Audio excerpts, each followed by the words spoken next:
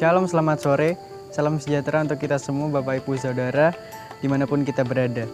Dan sore hari ini bersama saya Bintang, kita akan membahas Katekismus Heidelberg, pertanyaan yang ke-121 dengan pertanyaan mengapa kita menyebut Allah itu Bapa, dan jawabannya adalah untuk menyadarkan kita bahwa melalui doa kita kepada Bapa merupakan bentuk penghormatan dan kepercayaan seorang anak atau orang Kristen kepada Allah sebagai Bapa yang berkuasa atas hidup setiap orang percaya.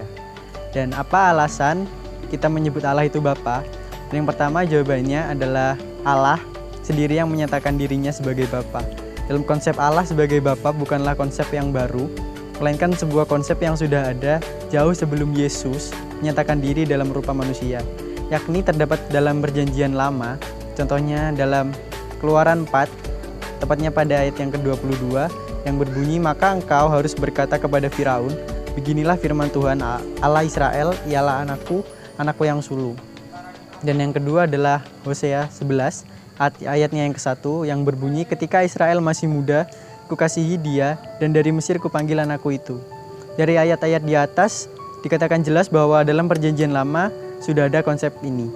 Sebab ketika Allah menyebut orang Israel sebagai anaknya, maka secara otomatis Allah sedang memposisikan dirinya sebagai Bapa yang senantiasa menjaga, merawat, dan membimbing anaknya.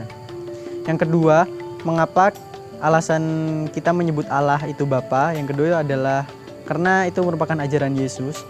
Dalam dalam pasal Matius 6 ayat yang ke-9 yang berbunyi, "Karena itu berdoalah demikian, Bapa kami yang di sorga, dikuduskanlah namamu." Dan ada pasal Yohanes 8 ayat yang ke-41 sampai 42 yang berbunyi, "Kamu mengajarkan pekerjaan Bapamu sendiri." Jawab mereka, "Kami tidak dilahirkan dari zina, Bapa kami satu, yaitu Allah." Kata Yesus kepada mereka, "Jikalau Allah adalah Bapamu, kamu akan mengasihi aku, sebab aku keluar dan datang dari Allah. Dan aku datang bukan atas kehendakku sendiri, melainkan Dialah yang mengutus aku." Dan dari penjelasan Yesus di atas menjadi sebuah pegangan bahwa bukan hanya ayat-ayat ini saja, melainkan melalui ajaran Yesus dan doa-doanya selalu menggunakan Bapa sebagai sebutan untuk Allah. Jadi tidak ada salahnya orang percaya menyebut Allah itu Bapa. Sebab dari konsep Perjanjian Lama dan Perjanjian Baru itu tidak bertentangan. Bahkan pengajaran untuk menyebut Allah itu adalah Bapa merupakan pengajaran dari Allah sebagai Bapa dan Yesus sebagai Sang Firman yang menjadi manusia. Jadi jangan ragu menyebut dia Bapa, karena sesungguhnya Dialah Bapa yang kekal. Sekian Katekismus Heidelberg pada sore hari ini. Tuhan Yesus memberkati selalu.